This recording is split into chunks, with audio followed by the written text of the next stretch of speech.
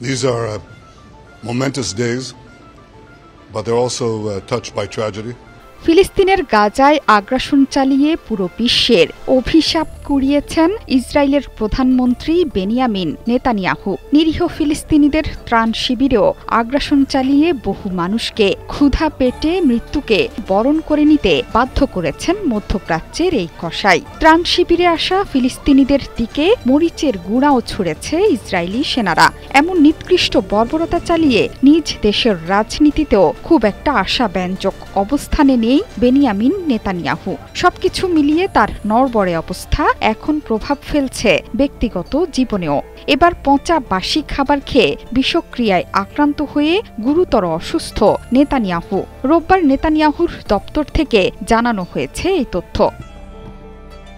বার্তা সংস্থা রয়টার্স জানিয়েছে, শনিবার রাতে অসুস্থ হয়ে পড়েন ৭৫ বছর বয়সী নেতানিয়াহু। দ্রুত তার বাসায় গিয়ে চিকিৎসা করেন হাদাসা আইন কেরেম হাসপাতালের অভ্যন্তরীণ মেডিসিন বিভাগের পরিচালক।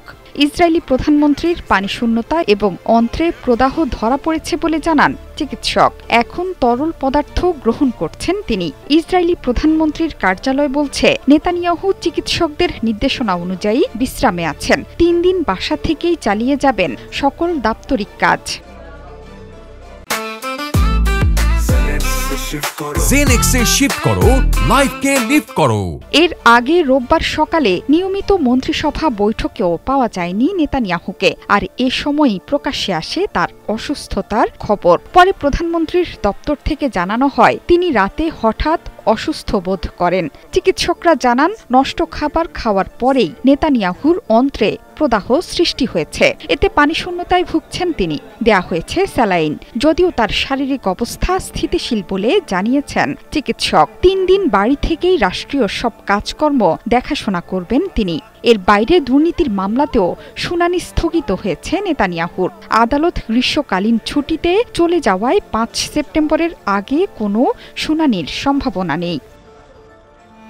সাম্প্রতিক বছরগুলোতে বেশ স্বাস্থ্য সমস্যায় ভুগছেন ৭৫ বছর বয়সী নেতানিয়াহু। ২০২৩ সালে নেতানিয়াহুর হৃদযন্ত্রে ব্লক ধরা পড়লে বসানো হয় পেসমেকার। এর আগে একই বছর পানিশূন্যতা নিয়ে হাসপাতালে নেওয়া হয়েছিল তাকে। এছাড়া ২০২৪ সালের মার্চে তার হার্নিয়া অপারেশন হয়েছে। আর ডিসেম্বরে প্রোস্টেট অপসারণের অস্ত্রোপচার হয়েছে বেনিয়ামিন নেতানিয়াহুর। চলতি বছরের মার্চেই ইনফ্লুয়েঞ্জায় আক্রান্ত হয়ে বেশ কয়েকদিন কাজ থেকে বিরতি নেন এই বর্বর শাসক।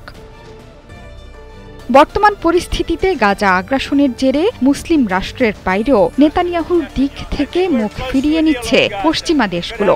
একের পর এক নিষেধাজ্ঞার খড়গ নামছে দেশটির ওপরে। পশ্চিমাদের হারিয়ে রীতিমতো আতঙ্কে আছেন ইসরায়েলের প্রধানমন্ত্রী। সেটি তার স্বাস্থ্যেও ফেলেছে মারাত্মক প্রভাব।